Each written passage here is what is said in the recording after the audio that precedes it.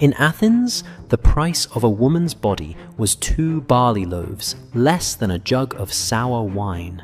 Not a myth, but an entry in the city's ledgers. Freedom was a temple for men and a cage for the women beneath it. Who paid for the Parthenon's perfection? The answer lies not in marble, but in flesh, burned, branded, and broken. Chronicles stay silent. The bones in the drains do not. If you value truth, subscribe. When the ledger closes, pain still speaks. In the backstreets near the agora, under the smell of roasted grain and wine, stood the Pornea state-licensed brothels. A night with a girl cost 2 barley loaves. The same city that taught the world democracy had turned the bodies of its most voiceless into its most reliable revenue. Historians record that some girls serviced 6 to 10 men a day until infection, pregnancy, or collapse made them unfit for work.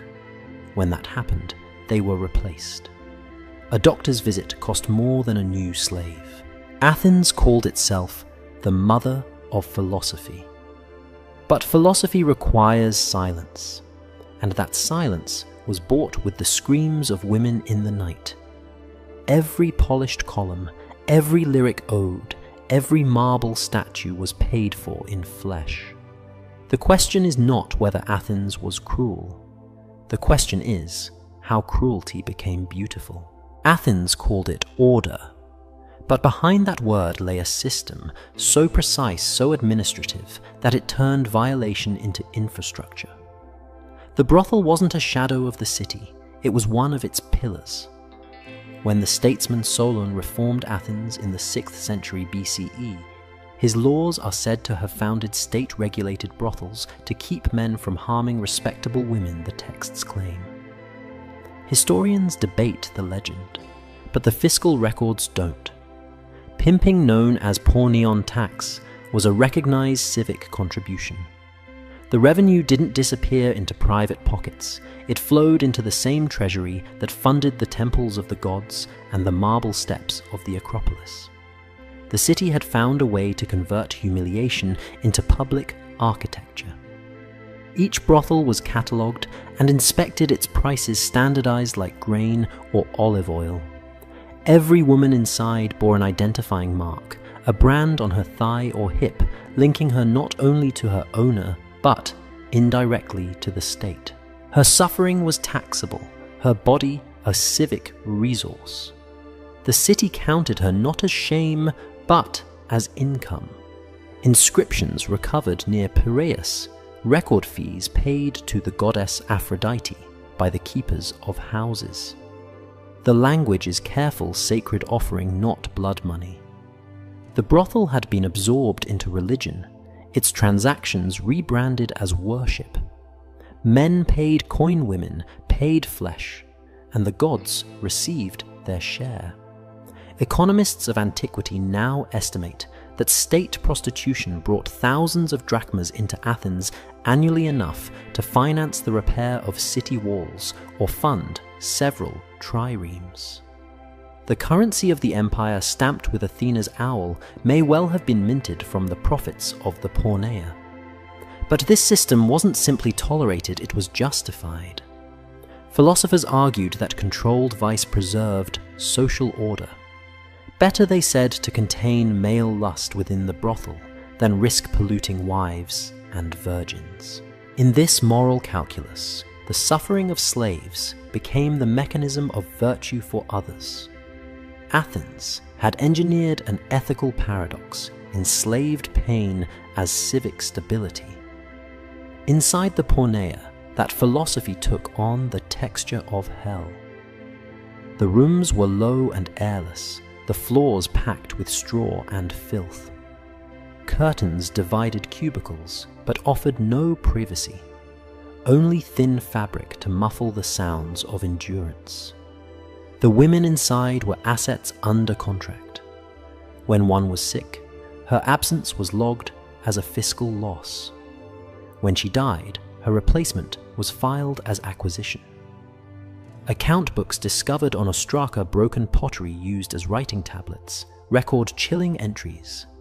1 Nubian scarred, 8 obols. 1 Thracian girl unbroken, 12 obols. Each phrase is an epitaph disguised as bookkeeping. The system extended outward. Artisans made the locks for the doors, blacksmiths forged the branding irons, physicians attended births and abortions, merchants sold oil for the lamps that illuminated the acts. Every layer of the city, knowingly or not, profited from its commerce in flesh.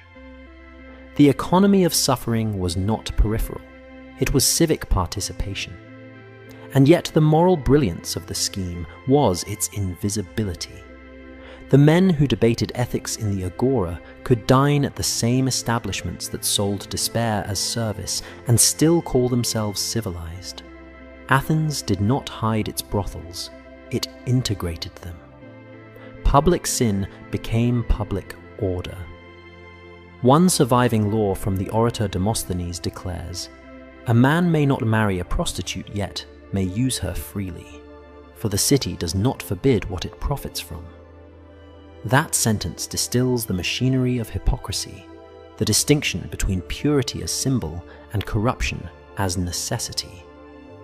The city pretended to separate them, but economically they were married. By the late 5th century BCE, the porneia had become an industry. Slaves were imported from Thrace, Asia Minor, Egypt, women of every color, accent, and age. Athens' cosmopolitan pride masked a marketplace of anguish. Each foreign accent in the brothel was proof of conquest. The empire didn't just expand through war, it expanded through procurement. And still, this system was praised as pragmatic, even moral. Because Athens' genius was not its cruelty, it was its ability to rationalize cruelty as reason, to transform the violation of bodies into the discipline of the polis. Athenian democracy functioned because someone had to absorb what the system denied its rage, its appetite, its contradictions. The brothel was not an aberration. It was the safety valve of philosophy. The Parthenon rose pristine and white, while beneath it, the city's darker temples pulsed brick sweat and blood. Athens had found a perfect equilibrium. Men debated virtue under daylight, and women paid for it after dark. If commerce could sanctify cruelty, what would happen when that cruelty itself became spectacle? When pain was not just profit, but entertainment. The brothel was never hidden in Athens, it was performed. Its walls were not meant to conceal sin, but to choreograph it. In a city that worshipped theatre, cruelty itself became a stage production. Every new slave entered this theatre the same way through ritualized pain. When a girl was purchased, her initiation was public, an event for regular clients and new patrons alike. She would be stripped, her body inspected as property, and then raped while others looked on.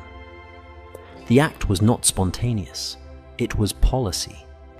The goal was to break resistance, to erase the boundary between pain and obedience. In that moment, a child became merchandise.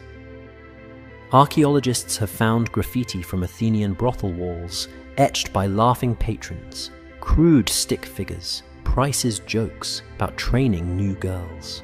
Some inscriptions even used the same verbs found in plays performed at the Dionysian festivals, proof that the languages of theatre and torture were interchangeable.